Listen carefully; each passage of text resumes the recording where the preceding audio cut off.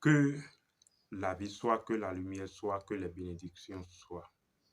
Ici, Abyss Adjiboui. Je vous retrouve dans ce acte 4 de notre série de communication sur la sexualité.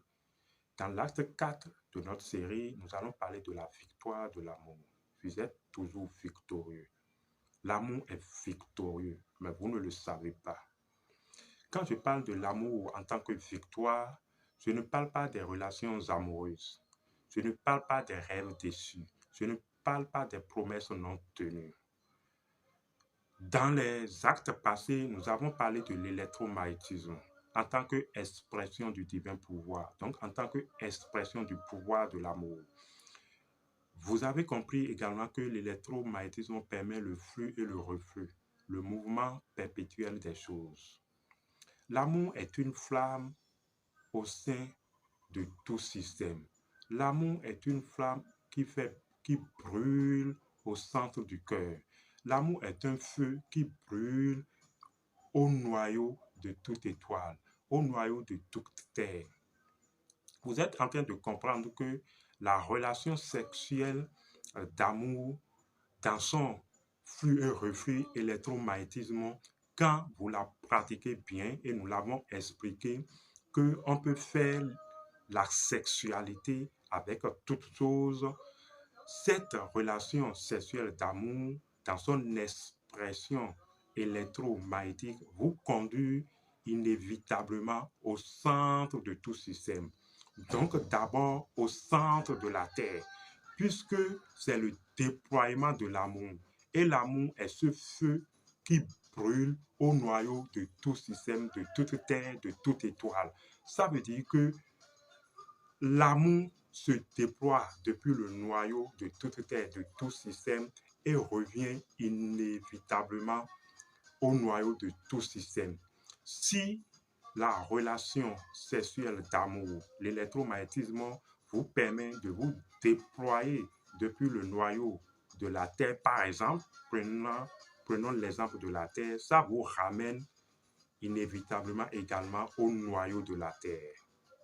Cette expression, cette force d'amour liée à la rotation de la Terre, donc à la rotation du noyau de la Terre, parce que c'est depuis donc le noyau de la Terre que la rotation est engendrée. Cette force rotationnelle, nous la nommons la force de la victoire. Oui, vous êtes en train de comprendre, la force de la victoire. Donc, l'amour, dans son expression rotationnelle, n'est en train d'énoncer que, au fait, la vertu en tant que victoire ou la vertu victoire de l'amour. Voilà. Donc, si vous pratiquez la sexualité d'amour, qui est un déploiement donc de l'amour, vous êtes en train de développer une vertu qu'on appelle la victoire. Vous êtes déjà victorieux. Avant même d'entamer un défi, vous êtes déjà victorieux. Vous sortirez toujours victorieux. Au fait, mais si l'amour n'est pas la victoire, l'histoire symbolique de la Bible des chrétiens ne pourrait même pas être racontée dans ces symboles où on raconte que le Maître Jésus est mort, il est descendu aux enfers et il est ressuscité. Et il a eu la victoire sur la mort. On est en train de vous faire comprendre que la mort et la victoire sont liées. C'est dans la mort que vous trouvez la victoire. Si vous ne mourrez pas vraiment en conscience, vous n'aurez pas la victoire. On est en train de vous faire comprendre également que la connaissance de l'amour mène à la connaissance de la mort et vous donne la victoire. Vous pourrez alors crier victoire. Au fait, si vous pratiquez véritablement l'électromagnétisme en tant que déploiement, voilà, de divin pouvoir, donc de l'amour, vous comprendrez que vous êtes toujours victorieux. La victoire. Je ne sais pas, essayez de faire l'amour dans l'art sacré. et ressentez cette vertu de l'amour qui est la victoire du changement.